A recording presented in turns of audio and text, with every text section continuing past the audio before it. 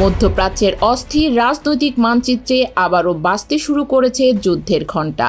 কাতারের রাজধানী দোহায় ইসরায়েলের সাম্প্রতিক হামলার পর উপসাগরীয় দেশগুলো একজোট হয়েছে। উপসাগরীয় দেশগুলোর সহযোগিতা সংস্থা ঘোষণা দিয়েছে তারা সক্রিয় করছে তাদের যৌথ প্রতিরক্ষা প্রক্রিয়া, যা এক নতুন সংঘাতের ইঙ্গিত বহন করছে। মিডল ইস্ট আই জানায় সোমবার দোহায় অনুষ্ঠিত জরুরি আরব ইসলামী শীর্ষ সম্মেলনে 50টিরও বেশি মুসলিম ও আরব দেশের নেতারা জড়ো হন। সেখানে কাতারের আমির Sheikh Tamim bin Hamad Al Thani ক্ষুব্ধ কণ্ঠে ইসরায়েলের আক্রমণকে আখ্যা দেন নিজ বিশ্বাসঘাতকতাপূর্ণ ও কাপুরুষোচিত পদক্ষেপ হিসেবে। তিনি আরব ও মুসলিম দেশগুলোর নেতাদের উদ্দেশ্যে আহ্বান জানান, কেবল নিন্দায় নয় বরং বাস্তব পদক্ষেপ নিতে হবে। আল থানির ভাষায়, ইসরায়েলি সরকার এক ধরনের উন্মত্ত ক্ষমতার লোভ, অহংকার আর রক্তপিপাসায় আক্রান্ত, যার জবাব আমাদের দিতেই হবে। এর পরপরই জিসিসি এক যৌথ বিবৃতিতে জানায়, কাতারের বিরুদ্ধে এই আগ্রাসন পুরো উপসাগরীয় অঞ্চলের নিরাপত্তার উপর সরাসরি হুমকি।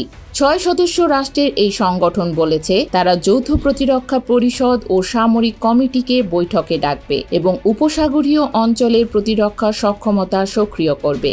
মনে রাখতে হবে, জিসিসির 2000 সালের প্রতিরক্ষা চুক্তি অনুযায়ী এক সদস্যের ওপর আক্রমণ মানেই সব সদস্যের ওপর আক্রমণ।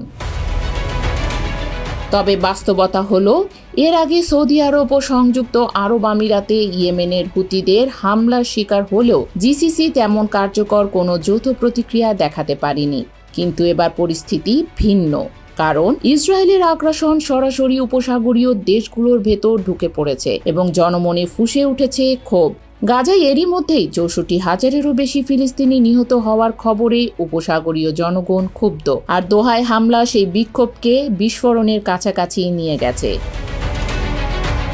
পরিস্থিতিকে আরও জটিল করেছে যুক্তরাষ্ট্রের নীরব ভূমিকা। মিডল ইস্ট আই ও অ্যাক্সিওস জানিয়েছে, প্রেসিডেন্ট ডোনাল্ড ট্রাম্প আগেই ইসরায়েলের এই হামলার অনুমোদন দিয়েছিলেন, অথচ কাতারের অবস্থিত মার্কিন সামরিক ঘাঁটি, যা তাদের সবচেয়ে বড় আঞ্চলিক ঘাঁটি, হামলার দিন যুক্তরাষ্ট্র কার্যত নিশ্চুপ থেকেছে।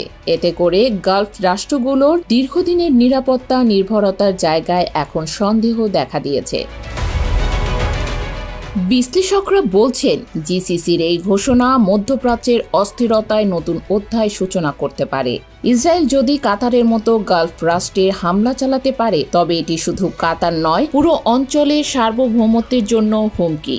ফলে যৌথ প্রতিরক্ষার পথে উপসাগর কাতারকে ঘিরে নতুন যুদ্ধের আশঙ্কা এখন শুধু শিরোনাম নয়, বাস্তবতার এক সম্ভাব্য চিত্র হয়ে উঠছে।